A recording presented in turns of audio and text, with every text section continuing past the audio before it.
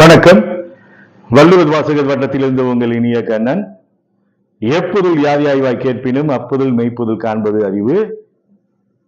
தெய்வத்தான் ஆகாதெனினும் முயற்சிதன் மெய்வருத்த கோழி தரும். College TRP Tamil எழுதக்கூடிய அனைத்து தமிழ் மாணவ மாணவியருக்கும் வள்ளுவர் வாசகர் வட்டத்தின் சார்பாக உங்கள் இனிய கண்ணனின் வணக்கம். இந்த பகுதியில நாம் பார்க்க இருக்கக்கூடியது அழகு 2 காப்பிய இலக்கியத்துல சிலப்பதிகாரத்திலிருந்து விரிவான வினாக்கள் எப்படியெல்லாம் கேட்பாங்க, அதுக்கு எப்படியெல்லாம் நாம விடையளிக்கணும் அப்படிங்கிறத பத்தி இப்ப பார்க்க போறோம். இப்ப காப்பிய இலக்கியம் அப்படிங்கிற போது 50 காப்பியங்கள் 5 காப்பியங்கள் மட்டும் கிடையாது, இக்கால காப்பியங்கள் வரைக்கும் காலேஜ் டிஆர்பியினுடைய பாடத்திட்டத்தில் சிலபஸ்ல கொடுத்துருக்காங்க. நம்ம பொதுவா காப்பிய இலக்கியம்னாலே 50 காப்பியங்கள் 5 காப்பியங்களை மட்டும்தான் ஞாபகம் வச்சிருப்போம். புராண காப்பியங்கள் இருக்கு, இதிகாச காப்பியங்கள் இருக்கு, சைவ சமய காப்பியங்கள், வைணவ சமய காப்பியங்கள், சமண காப்பியங்கள், புத்த காப்பியங்கள், இஸ்லாமிய காப்பியங்கள், கிறிஸ்துவ காப்பியங்கள் எல்லாமே இந்த காப்பிய இலக்கியத்துல அடங்குது. இது இல்லாம மதச்சார்பற்ற காப்பியங்களும், அதாவது புலவர் குழந்தை எழுதினார் பாத்தீங்களா, ராவண காவியம், பாரதிதாசனுடைய பாண்டியன் பரிசு, இதெல்லாமே இந்த காப்பியத்துல அடங்குது. அதனால இது ரொம்ப பெரிய அழகு. இதுல இன்னைக்கு நாம பார்க்கறது சிலப்பதிகாரத்திலிருந்து கிட்டத்தட்ட என்ன பொறுத்த வரைக்கும் ஒரு 6-7 பெரிய வினாக்கள் கேட்கலாம். நான் இங்க ஒரு 3 வினாக்களை மட்டும்தான் எழுதி போட்டிருக்கேன். பொதுவா இங்க நல்லா பாருங்க, சிலப்பதிகாரத்தினுடைய காப்பிய பண்பான பாவிகம் குறித்து விவரிக்கவும், சிலப்பதிகாரத்தில் காணப்படக்கூடிய கூத்துக்களை பற்றி கட்டுரை வரிக, சிலப்பதிகாரம் ஒரு நாடக காப்பியம் சான்றுகளுடன் விளக்குக. இன்னும் பார்த்தா என்னென்ன கேள்வி எடுக்கலாம் அப்படின்னா, சிலப்பதிகாரத்துல நாட்டியரங்கின் அமைப்பு பற்றிய செய்திகளை விளக்குக, சிலப்பதிகாரத்துல காணப்படக்கூடிய கூத்துக்களை, சிலப்பதிகாரம் ஒரு வரலாற்று காப்பியம்னா என்ன, சிலப்பதிகாரத்துல காணொலி பாடல்களுடைய சிறப்புகள் யாவை, சிலப்பதிகாரம் குடிமக்கள் காப்பியம் என்று ஏன் அழைக்கப்படுகிறதுன்னு கிட்டத்தட்ட 7-8 பெரிய வினாக்கள், நெடுவினாக்கள் கேட்க வாய்ப்பு உண்டு. இப்ப நாம இந்த 3 வினாக்களுக்கு மட்டும் எப்படி விடையளிக்கணும் அப்படின்னு பார்க்கலாம்.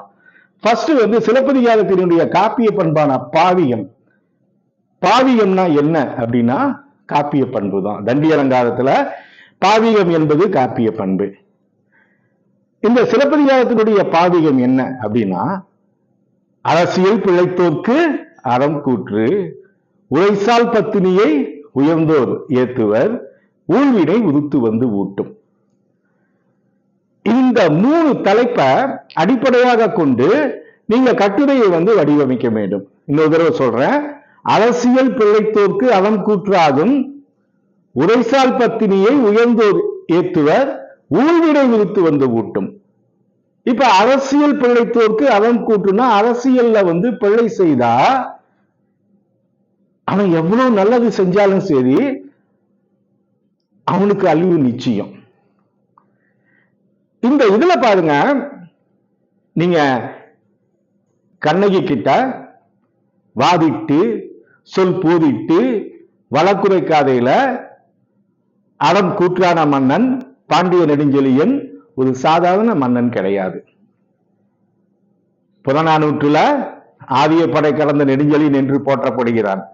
உற்றுளி உதவியும் உருபொருள் கொடுத்தும் பிற்ற நிலை முனியாது கற்கேன் என்று வேற்றுமை தெரிந்த நாட்பால் உள்ளம் கீழ்ப்பால் ஒருவன் படிச்சா அவனை புகழ வேண்டும் அப்படின்னு 4 பால்களை பற்றி சொல்லி அதுல கீழ்ப்பால்ல படித்தவன் கற்றறிந்த அவன் வணங்கத்தக்க வகையான்னு அந்த காலத்திலேயே சமத்துவத்தை பற்றி பேசிய பாண்டிய மன்னன். இந்த சிலப்பதிகார காப்பியத்துல பாண்டிய மன்னன் சாதாரண ஆள் கிடையாது. கல்வியினுடைய சிறப்பை புறநானூற்றில் பாண்டிய மன்னன் ஆரிய படை கடந்த பாண்டிய நெடுஞ்செழியன் இமயத்திற்கு சென்று மீன்கொடி நட்டவன், எதிரிகளை பந்தாடியவன். அப்பேற்பட்ட சிறப்பு மிக்க மக்கள் தப்பு செஞ்சுட்டான் அப்படின்னோன இறந்து போயிடலாம். இதை நீங்க அழகாக சொற்கள்ல வடிவமைத்து எழுதணும். எந்தெந்த இடத்துல அறம் வந்து கூற்றாகுது அப்படின்னு கண்டுபிடிச்சு எழுதுங்க. முதல் ஹார்ட் அட்டாக் பேஷண்ட் வந்து இவர் தான். முதல் பெண் வழக்கறிஞர் கண்ணகி தான். காப்பியத்துல முதல்ல நெஞ்சு வெடிச்சு செத்து போனது இவரு தான். அந்த இதுல வந்து நீங்க ஃபுல்லா சுவைப்பட எழுதணும். எப்படி எல்லாம் அறம் வந்து இவருக்கு கூற்றாகுது அப்படிங்கிறத வந்து கண்ணகி சொல்ல சொல்ல சொல்ல அண்ணன் வரைக்கும் ரொம்ப கான்பிடண்டா இருப்பாரு, தான் வந்து தப்பு பண்ணல அப்படின்ட்டு. ஆனா கடைசீட்டுல கண்ணகியினுடைய முத்து பரலா மாணிக்க பரலான்னு கேட்கும்போது ரெண்டுமே மாணிக்க பரல் வந்தோன்னே ஐயோ நான் தப்பு பண்ணிட்டேன், யானையை அரசன் யானையை கல்வன்னு ஸ்பாட் அவுட். சரி, அடுத்தது ஊழ்வினை எழுத்து வந்து ஊட்டும். இது யார சொல்லுதுன்னா கோவலன். சுத்தி சுத்தி சுத்தி கோவலனை வந்து வாழ்க்கையில வந்து விதி எப்படி விளையாடுதுன்னா சென்ற பிறப்பு கதையில இருந்து நீங்க இந்த கட்டுரையை எடுத்துக்கணும். கோவலனுடைய முற்பிறப்பு கதை காரல் வழி பாடல்ல வந்து மாதவிக்கும் கோவலனுக்கும் இருந்த பிரிவையும் ஊழ் என்றுதான் இளங்கோவடிகள் சுற்றுறாரு. மதுரை எரிந்ததுக்கு காரணமும் வந்து ஊழ்தான், கண்ணகி மதுரையை எழுத்திருக்கும் காரணம் வந்து ஊழ்தான். 3 இடத்துல வந்து ஊழ்வினையை வந்து அழகாக சுட்டி காட்டுவார். இதை வந்து நீங்க சிறப்பாக எழுதணும். அப்ப உரைசால் பத்தினியை வந்து ஏற்றுவதுன்னா உங்களுக்கு எல்லாத்துக்கும் தெரியும் கண்ணகி தான். கண்ணகியை பத்தி ஆரம்பத்துல சொல்லும் போது இளங்கோவடிகள் ரொம்ப மென்மையால சொல்ல வண்ணச்சீரடி மன்மகள் அறிந்தலன்னு சொல்லுவாரு. ஸ்டெப்பு வைக்கிறதுக்கு கூட ரொம்ப கஷ்டப்படுறாப்பா, ரொம்ப செல்வாக்குல வளர்ந்த பொண்ணு, ஆனா கடைசீட்டுல பத்திரகாளி ஆயிடுது. அந்த வாயில் காவலன் சொல்லுவான், இப்படி இருக்கிறா, பேய்மகளை போல இருக்கிறா, துர்க்கைய போல இருக்கிறா, வனசாதினி போல இருக்கிறா, தாடகை போல இருக்கிறா, பிராட்டிகை போல இருக்கான்னு பலவிதமான ஊமைகளுக்குள்ள அவளுடைய இது மாறுது கண்ணகி. இதை நீங்க அழகுபட சொல்லி இந்த 3மே வந்து எழுதுனா இதுதான் பாவியம். காப்பிய பண்பு. காப்பியத்துல வந்து இந்த 3 இத அடிப்படையாக கொண்டுதான் இந்த காப்பியம் படைக்கப்பட்டுள்ளது. இளங்கோ வந்து பதிகத்திலே சொல்லிடுவார். சரி, அடுத்த கேள்விக்கு போலாம். சிலப்பதிகாரத்துல காணப்படக்கூடிய கூத்துக்களை இதுல 3 விதமான கேள்விகள் கேட்பாங்க. சிலப்பதிகாரத்துல காணப்படைய கூத்துக்களை கேட்டாலும், சிலப்பதிகாரத்துல கடலாடுகாரையினுடைய சிறப்பினை கேட்டாலும், சிலப்பதிகாரத்துல மாதவி ஆடிய 11 வகை ஆடல்களை பற்றி கேட்டாலும் ஒரே பதில் தான். ஆச்சுங்களா? ஏன்னா கூத்துக்களை வந்து சிலப்பதிகாரத்துல வந்து சிறப்பாக வந்து பேசப்படுது. நீங்க கூத்துக்களை எந்த இடத்துல பேசப்படுற நாட்டிய அரங்குல, இந்த நாட்டிய அரங்கு பற்றிய செய்திகள் எல்லாமே வந்து அரங்கேற்று காதையில சொல்லுவாங்க. அதிலிருந்தே ஸ்டார்ட் ஆகும்.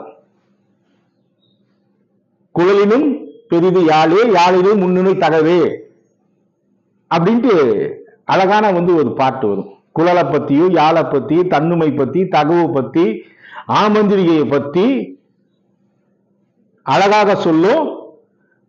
இது விலகி தத்தம், இந்த பண்கள் வகையை பத்தி எல்லாம் தெளிவாக வந்து சொல்லும். நாட்டிய அரங்கு எப்படி எல்லாம் இருக்கணும்னு. அப்புறமேலு மாதவியினுடைய 11 வகை ஆடல், நின்றாடல், வீழ்ந்தாடல் படிச்சிருப்பீங்க. அந்த அல்லியம், கொடிகட்டி, குடக்கூத்து, பாவை ஆடல், இந்த மாதிரி 11 வகையான கூத்துக்களை வந்து நீ எழுதுனா ஃபுல்லா மார்க் போட்டுருவாங்க. அந்த பாட்டே இருக்கு, அதை எழுதுங்க. அடுத்தது சிலப்பதிகாரம் வந்து ஒரு நாடக காப்பியம் அப்படின்னா என்ன? சிலப்பதிகாரத்துல நாடக காப்பியம்னா உரையாடல் பகுதி எங்கெங்க வருதுன்னு பார்த்து எழுதணும். அந்த நாடகத்தினுடைய உத்திகளை எழுதணும். நாடகத்தினுடைய முதன்மை கூறுகளை எழுதணும். இது இந்தியிலும் இருக்குது, துந்தியிலும் இருக்குது. இதெல்லாம் எந்தெந்த இடம்னு வந்து பார்த்து எழுதணும். அப்புறம் கடைசியா வந்து முரண் சுவை எந்தெந்த இடத்துல இருக்கு, இதெல்லாம் கட்டுரையாவே நீங்க எடுத்து எழுதலாம். இதெல்லாம் வச்சு நீங்க வந்து எழுதலாம். பாருங்க, இது வந்து எங்களுடைய ஸ்டடி மெட்டீரியல். இங்க இப்ப நல்லா தெரியுதுன்னு பாரு. இது எங்களுடைய ஸ்டடி மெட்டீரியல். எக்ஸ்க்ளூசிவ் வந்து காப்பிய இலக்கியத்துக்கே நாங்க ஃபுல்லா போட்டிருக்கோம். பாருங்க சார், காப்பிய இலக்கியத்துக்கு ஃபுல்லா போட்டிருக்கோம்.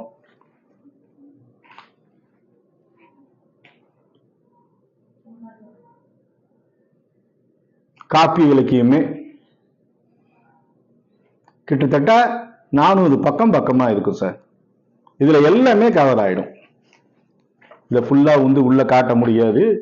இதுதான் நான் காட்டுறேன் பாருங்க. பாருங்க, இதுலதான் வந்து சிலப்பதிகாரம் மட்டும் 75 பக்கம் இருக்கும்.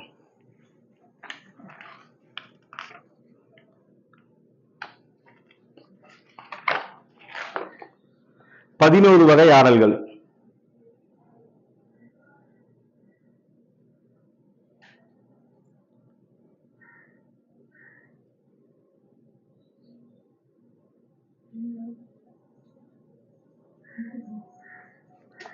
பாருங்க,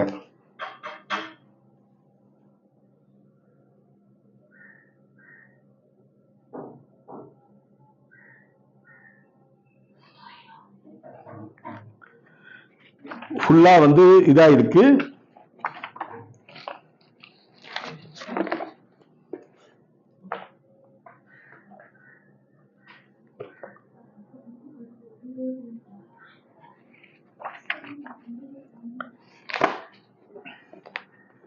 இது ஏன்டா சரியா தெரிய மாட்டேங்குது?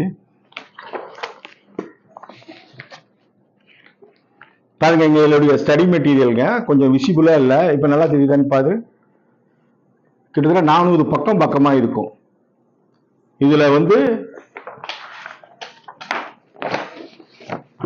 தெரியுதான்னு பாரு.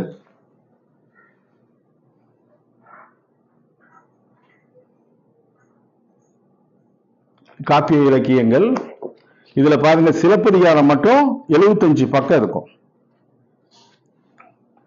இதுல சிலப்பதிகாரத்தினுடைய கிளைக்கதை,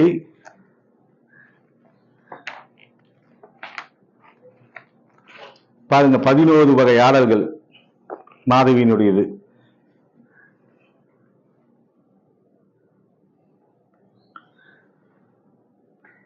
பாருங்க 11 வகை ஆடல்கள். கிட்டத்தட்ட சிலப்பதிகாரம் மட்டும் 75 பக்கம் இருக்குங்க.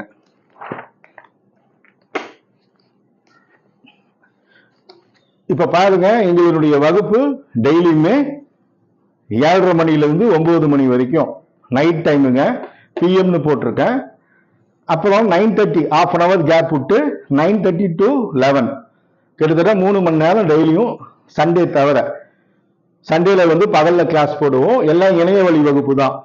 லைவ் வந்து கூகுள் மீட் ஆன்லைன் கிளாஸ் தான்.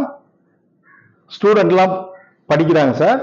9025420905 கம்ப்ளீட்டா உங்களுக்கு எல்லாமே நாங்க கவர் பண்ணிடுவோம்.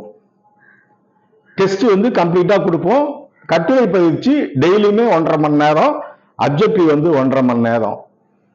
இந்த மந்தோட வந்து அட்மிஷன் வந்து கிட்டத்தட்ட ஜூன் 5ஓட வந்து முடிச்சிடுவோம். அதுக்கு பின்னாடி சேர்த்த மாட்டோம். ஜாயின் பண்றவங்கலாம் ஜூன் 5ஆம் தேதி, அட்லீஸ்ட் வந்து ஜூன் ஃபர்ஸ்ட் வீக் 7ஆம் தேதிக்குள்ள வந்து ஜாயின் பண்ணிக்கங்க.